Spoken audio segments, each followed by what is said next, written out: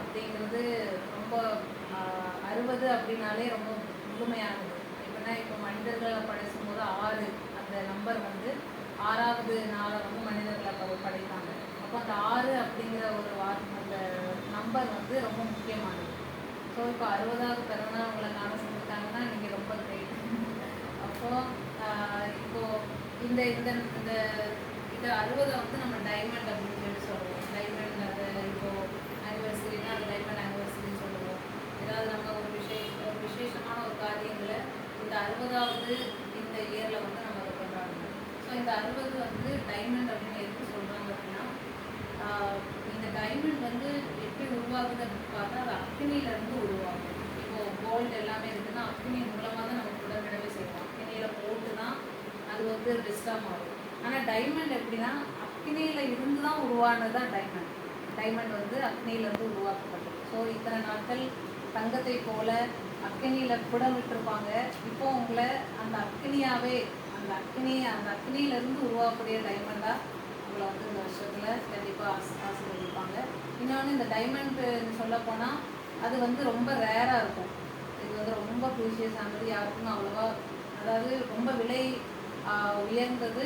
இன்னொன்று இது வந்து ரொம்ப ரேராக இருக்கும். எல்லாருடைய கையில் இது வந்து கிடைக்காது, எல்லாருக்குமே கிடைச்ச இது கிடைக்காது.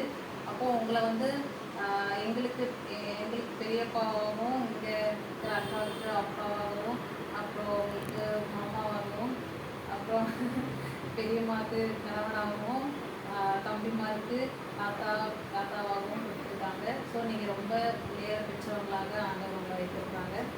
அதுக்கப்புறம் இப்போது இந்த 60வது இந்த பிறந்த நாளில் தேவன் உங்களுக்கு சொல்லக்கூடிய வார்த்தைகளை நம்ம தியானிக்கலாம்.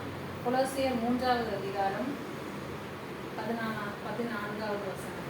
கொலோசியர் 3:14 இவை எல்லாவற்றின் மேலும் பூர்ண சற்குணத்தின் கட்டாகிய அன்பை தரித்துக் கொள்ளுங்கள். ஸோ இதில் இப்போ நம்ம வந்து ஒருவரில் ஒருவர் அன்பு கூறுவதற்காக நம்ம அழைக்கப்பட்டிருக்கோம். ஸோ இப்போ நீங்கள் வந்து இப்போ 60வது பிறந்தநாளை கொண்டாடுறீங்க.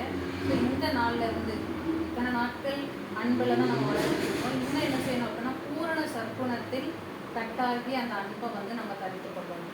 ஸோ கிறிஸ்துவோடைய அன்பை ஃபஸ்ட்டு உங்களுக்குள்ளாகவும், நீங்கள் அதுக்கப்புறம் பெரியம்மாவுக்கு நீங்கள் அந்த அன்பை நீங்கள் காட்டணும். அதுக்கப்புறம் அதன் மூலமாக குடும்பத்தில் இருக்கிற ஒவ்வொருவருக்கும் அந்த அன்பை நீங்கள் காட்டணும். ஸோ அது வந்து பூரணமான அன்பு. எப்படி இயேசு வந்து நம்மிடத்துல காட்டின பூரணமான அன்பின்படி நீங்களும் அதை வந்து இந்த வருஷத்தில் அதிகமான அன்பு, பூரண அன்பு நீங்கள் வந்து காட்டணும். அடுத்து நம்ம பார்க்கலாம் கொலோசியர் 3:15. தேவ சமாதானம் உங்கள் இருதயங்களில் ஆழ கடவுது.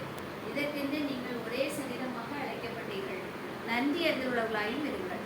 இதில் பார்க்கும்போது நீங்கள் வந்து நன்றி கூறுவதற்காக அழைக்கப்பட்டிருக்கீங்க.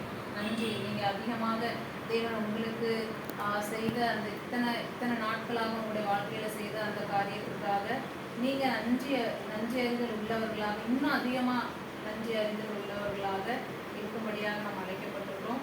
குடும்பத்தில் இருக்கிற ஒவ்வொருவருக்கும் நன்றி சொல்லுவதற்கு நம்ம அதிகமாக பழகணும். குடும்பத்தில் இப்போது பெரியம்மா சொல்லப்போனால் பெரியம்மா அவங்க ப்ரேயர் பண்ணி ஆண்டவர்கிட்ட இருந்து உங்களை இப்படியோ ஒரு நல்ல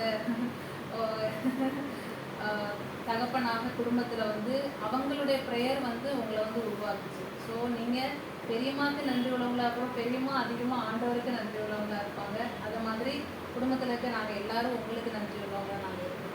அடுத்து கொலோசியர் 3:16 நம்ம வாசிக்கலாம். கிறிஸ்துவின் வசனம் உங்களுக்குள்ளே சகல ஞானத்தோடும் பரிபூர்ணமாக வாசமாக இருப்பதாக, சங்கீதங்களினாலும் கீர்த்தனையினாலும் ஞான பாட்டுகளினாலும் ஒருவருக்கொருவர் போதித்து புத்தி சொல்லிக்கொண்டு உங்கள் இருதயத்திலே கர்த்தரை பக்தியுடன் பாடி, வார்த்தையினாலாவது கிரியையினாலாவது நீங்கள் எதை செய்தாலும் அதையெல்லாம் கர்த்தராகிய இயேசு கிறிஸ்துவின் நாமத்தினாலே செய்து அவர் முன்னிலையாக பிதாவாகிய தேவனை ஸ்தோத்திரியுங்கள். ஸோ இதில் பார்க்கும்போது தேவனை இன்னும் அதிகமாக துதித்து பாடும்படியாக நீங்கள் வந்து அழைக்கப்பட்டிருக்கீங்க. இன்னும் அதிகமாக துதித்து பாடிட்டு அது ஏன் அப்படின்னா அதிக ஸ்தோத்திரத்தினாலே கிருபைகள் பெருகும் இருக்கு. அப்போது நீங்கள் வந்து அதிகமாக ஆண்டவரை துதித்து பாடும்படியாக இந்த வருஷத்தில் நீங்கள் வந்து அழைக்கப்பட்டிருக்கீங்க. அடுத்து கொலோசியர் 3:17 வாசிக்கலாமா? வார்த்தையினாலாவது கிரியையினாலாவது நீங்கள் எதை செய்தாலும் அதையெல்லாம் கர்த்தராகிய இயேசு கிறிஸ்துவின் நாமத்தினாலே செய்து அவர் முன்னிலையாக பிதாவாகிய தேவனை ஸ்தோத்திரியுங்கள். ஸோ பார்க்குறோம், வார்த்தையினாலாவது கிரியைகளினாலாவது நீங்கள் எதை செய்தாலும் அதையெல்லாம் கர்த்தராகிய இயேசுவின் நாமத்தினாலே செய்து அவர் முன்னிலையாக பிதாவாகிய தேவனை ஸ்தோத்தரியுங்கள் அப்படின்றது. நீங்கள் தேவன் வந்து உங்களுக்கு செய்த அந்த நற்கிரியைகளை நீங்களும் தேவன் நமக்கு நற்கிரியைகளை செய்திருக்கிறார். ஸோ நம்மளும் நற்கிரியைகளை செய்யும்படியாக நம்ம அழைக்கப்பட்டிருக்கோம். ஆனால் நற்கிரியைகளை செய்து அவரை ஸ்தோத்தரிக்கும்படியாக நம்ம அழைக்கப்பட்டிருக்கோம். ஸோ நம்ம என்ன செய்தாலும் அதை வந்து அவருக்காகவே, எதை செய்தாலும் அதை கர்த்தராகிய இயேசு கிறிஸ்துவின் நாமத்தினுடைய மகிமைக்காக நம்ம செய்து அவருடைய முன்னிலையில் பிதாவாகிய தேவனை நம்ம ஸ்தோத்தரிக்கும்படியாக அழைக்கப்பட்டிருக்கிறோம். அதுக்கப்புறம் கொலோசியர் 3:18 வாசிக்கலாமா? மனைவிகளை கர்த்தருக்கு ஏற்கும்படி உங்கள் புருஷனுக்கு கீழ்ப்படியுங்கள்.